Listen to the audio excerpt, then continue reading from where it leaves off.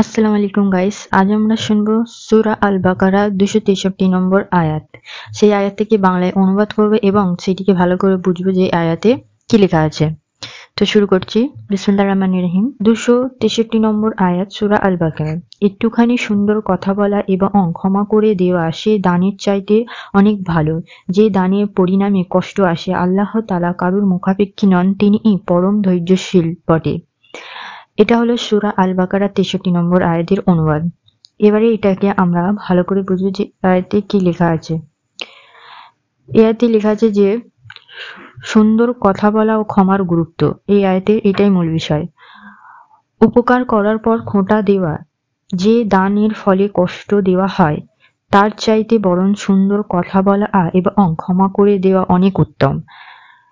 তো আল্লাহ তাআলা এটাই বলেছে, যদি দানের পর খোঁটা দেওয়া হয় অর্থাৎ কোনো কথা বলা হয় বড় ছোট, তার থেকে উত্তম কিছু ভালো কথা বলা, সেটাই তার থেকে উত্তম। আল্লাহ তাআলা কারুর মুখাপেক্ষী নন, তিনিই পরম ধৈর্যশীল। তাহলে এই আয়াতটি তোমরা নিশ্চয়ই বুঝতে পেরেছো। এরপরে আমরা পরের আয়াতে যাব।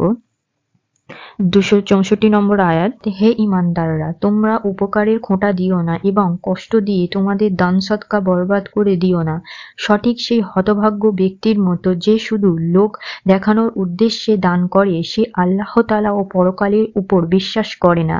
তার দানের উদাহরণ হচ্ছে যেন একটি মৃদু শিলাখণ্ডের উপর কিছু মাটির আস্তরণ, সেখানে মৌসলধারে বৃষ্টিপাত হলো, অতঃপর পাথর শক্ত হয়ে পড়ে থাকলো। দান খয়রাত করলেও তার মূলত এই অর্জনে থেকে কিছুই করতে পারল না। আর যারা আল্লাহ তাআলাকে বিশ্বাস করে না, আল্লাহ তাআলা তাদের কখনোই সঠিক পথ দেখায় না।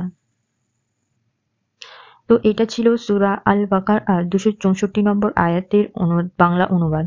এবার এটিকে আমরা ভালো করে বুঝবো যে এই আয়াতটি কি লেখা আছে। খোঁটা দেওয়া দান বাতিল হয়, অর্থাৎ কেউ যদি দান করে তাকে কিছু বড় ছোট কথা বলে, সেই দান আল্লাহ তাআলা কবুল করে না, বাতিল করে দেয়। এখানে হে ঈমানদাররা, সতর্ক করা হচ্ছে যেন তারা খোঁটা দিয়ে এবং কষ্ট দিয়ে তাদের দান সদকা বরবাদ না করে দেয়। ঠিক আছে, বুঝতে পারছো যে দান সদকা এমন ভাবে খুশি মনে করতে হবে। এই মানে খুশি, যারা মনে করে দান করে লোক দেখানো, তো মন থেকে দেয় না, লোক দেখানোর জন্য করে, সেই দান তাহলে কোনো উপকারে আসে না। এর উদাহরণ, যারা দান করে মন থেকে দান করে না, এদের উদাহরণ হলো সেই দুর্ভাগ্য ব্যক্তির মতো, সে শুধু লোক দেখানোর জন্য দান করে এবং আল্লাহ তাআলা ও পরকালের উপর বিশ্বাস করে না। এখানে বলা হচ্ছে আল্লাহ ও পরকালের উপর বিশ্বাস করে না, যারা দান করে লোককে বলে নেয় বা বড় ছোট কথা বলে, সেই দান কোনোই উপকারে আসে না। তার দান হলো একটি মৃদু শিলাখণ্ডের উপর মাটি স্তরণ মতো, প্রবল বৃষ্টিতে সেই মাটি ধুয়ে গেল এবং সেতে পাথরটাই থেকে গেল, মাটি ধুয়ে গেল। এভাবে ব্যক্তি তাদের দানের কোনো প্রতিদান পায় না। আল্লাহ তাআলা অবিশ্বাসীদের সঠিক পথ দেখায় না। এখানে তাহলে তোমরা বুঝতে পারছো সবাই যে এই আয়াতে কি বলতে চেয়েছে।